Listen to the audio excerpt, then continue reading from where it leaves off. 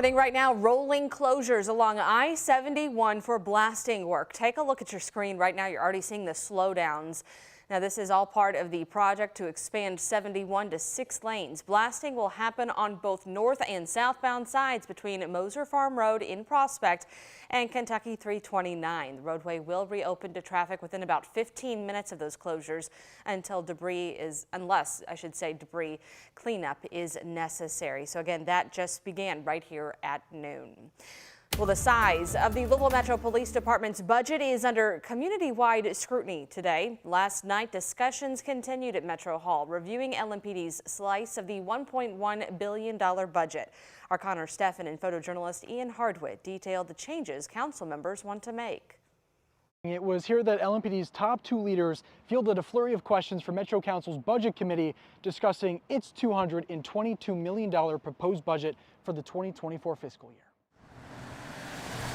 I see a note that we got as a committee. I'm thinking about that is because very impressed. How and when. So tell us a little bit about the recruitment strategy and why you think this is going to help. we have been aggressively working towards our recruitment efforts. Still falling short of filling its 292 department vacancies, LMPD plans to use $1 million of its proposed budget on recruiting. They want to use $200,000 of that to pay an outside firm with marketing expertise to execute its hiring strategy. If you don't hit the hiring goal, do you have any other strategies that is going to help reduce crime? Being present, being visible, and being accessible. Building trust becomes even more important as LMPD prepares to negotiate reforms with the Department of Justice. As you know, we were previously funding the majority of the response to the Department of Justice through the ARP funds. Some of those American Rescue Plan dollars will roll over into the 2024 budget, but they won't fund all the reform efforts. We still don't know yet what costs will look like under a consent decree. However, we do know LMPD will spend millions on creating new positions, including new police academy training jobs, civilian investigators, and specialists tasked with reviewing search warrants.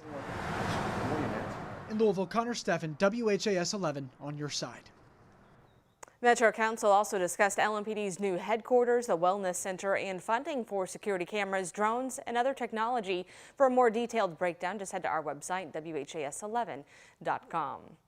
A new bill proposed in Frankfort would strengthen the charges in drug overdose deaths in Kentucky to possibly include murder. An interim committee heard testimony from law enforcement about that bill yesterday.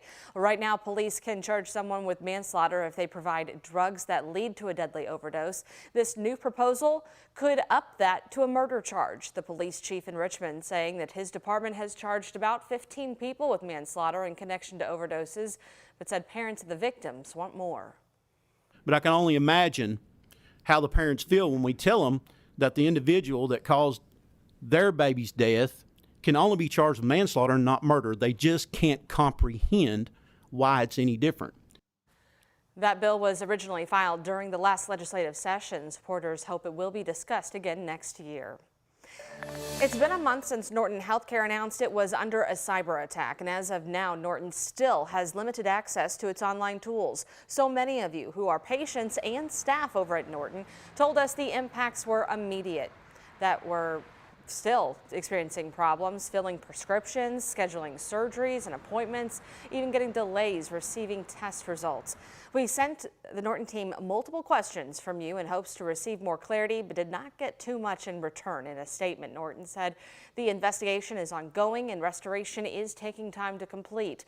Norton is encouraging patients to call their provider if they have any further questions. The Kentucky Department of Education is focusing on a single word in the state's new anti-trans law, telling school districts they have a choice in enforcing parts of it. The part in question comes from SB 150's rules and teaching sexuality, gender identity, and sexual orientation. So the law states there can be no sex education for children younger than 5th grade or no student of any age getting education about gender identity or sexual orientation. Now, because of that word "or," KDE is now interpreting that to mean schools have a choice between the two policies. This new guidance was sent to school districts Monday, telling them they only have to do one of the two to be compliant. Kentucky Governor Andy Beshear speaking on the interpretation.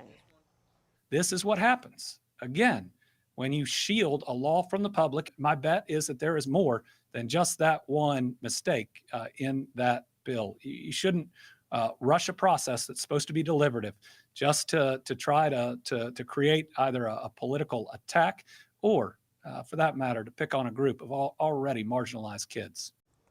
On a Wednesday night, Senator Max Weiss, who sponsored the bill, released a statement saying in part the new policy is making a feeble attempt to undermine the law and shamelessly inject politics into Kentucky classrooms. A man accused of killing his mother may be released from a treatment facility in the next few days. Gavin Perkins was charged with murder back in 2018, and since then, family members say he's been held at Central State Hospital. Now Gavin is expected to walk free this weekend. Alexis Jones spoke to loved ones of Ruth Perkins. It's your birthday. It's your birthday. One of the last fond memories Ruth Perkins' children have of her. She was pure joy. She was just the definition of selfless love, always putting others before herself. Sadly, Ruth was shot and killed in 2018 on Southern Meadows Road. The man accused for her death, her son, Gavin Perkins, who was living with Ruth at the time. I never believed he would harm someone else, not the person, not the Gavin we knew.